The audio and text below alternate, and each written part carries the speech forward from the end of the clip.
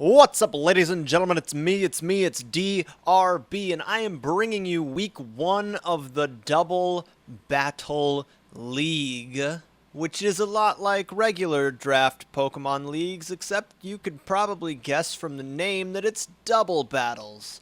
So I'm going to run down my team real quick, the 10 I drafted: Aegislash, Heliolisk, Ninetales, Rotom Wash, Sableye, Haxorus, and then we've got, who's in the back? Gardevoir, Reuniclus, and then Tangrowth, somebody else important. Fun note. I don't have a locked Mega in this league, so I can use Mega Sableye and Mega Gardevoir as much as I want. My opponent for our week one battle was Melanie, BottledKetchup on Twitter. She brought Crocodile, Altaria, Blissey, Rotom Fan, Mamoswine, and Raichu.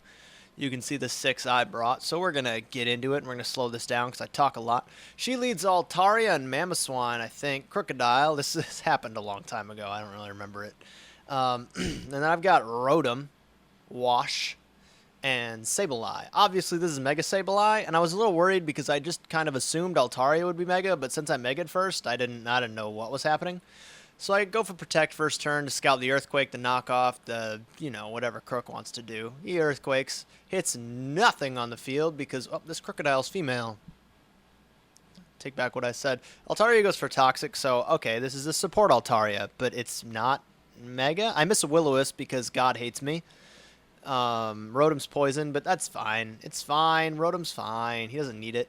Crook goes for Outrage, which is an interesting move, but it doesn't do anything. And I get Draco Meteored, and it doesn't do anything because Sableye is a monster.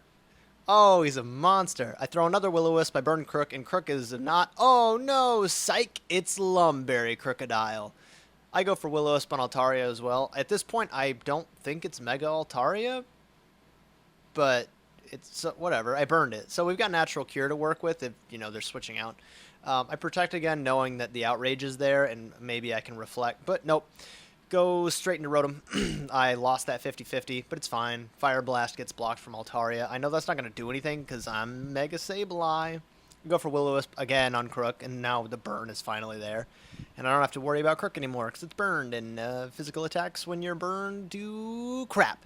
If you hear that buzzing in the background, it's my air conditioning because it's hot. Rotom goes down to that Outrage, gets that 3-turn Outrage. That's fine. Turn out Moxie Crook. I already knew that because of the Intimidate. Fire Blast does nothing. And Recover. Because that's all Sableye does, is Recover. So I've got the burn here, and I've put myself into a position where I'm not in too much danger at the moment. So I go into Haxorus, because this isn't Mega Altaria, and I click Outrage. Now, my Haxorus was Scarfed, because I only needed him to kill stuff. I didn't need him to live anything at all. I just needed him to kill stuff. Altaria goes for Roost. Good play. And I like putting Nightshade on Sableye because it's I don't have to invest anything in attack or special attack, nothing. It's going to do a set amount of damage. And we go into Mamoswine. I kind of pray my Outrage hits Mamoswine just to deal damage, and it does. And it does a lot. But this is Citrus Mamoswine because why not? And it goes for Icicle Crash and kills Haxorus. But it's okay because I did damage. And that's all Haxorus was supposed to do. It killed Crocodile, which is fine. And it did a bunch of damage to Mamoswine, which is also fine. This Altaria goes for Roost again. And I go for Will-O-Wisp. Because if I burn Mamoswine, it's useless. And I've already seen its item, so I know it's not going to be Lumberry. Now we got Burn. And Stall pops right back in. I did bring Heliolisk, as well as Drought Ninetales. I am actually running Life Orb, Solar Power, Heliolisk, because, good lord, it does so much damage. So I put Heat Rock on Ninetales. As I was drafting, Fire Blast missed there, unfortunately. As I was drafting, I drafted, I think, like 6 Pokemon, and then on a whim, I drafted Ninetales because I realized I can use it to upset any other weather team that's built, and also I have Heliolisk, and my team doesn't really suffer from the sun, So I might as well, you know? And it actually worked out pretty well for me. You'll notice this Blissey is level 50. I didn't notice, and my opponent didn't notice, and that's, too late now. We do play these are in custom battles because we have such like ridiculous rules. Um, but it's too late now. It's unfortunate. I don't think the battle would have changed whatsoever, but it's not, it's not great. It definitely like a lot of the damage rolls are like weird because this Blissey is, half as strong as it would be.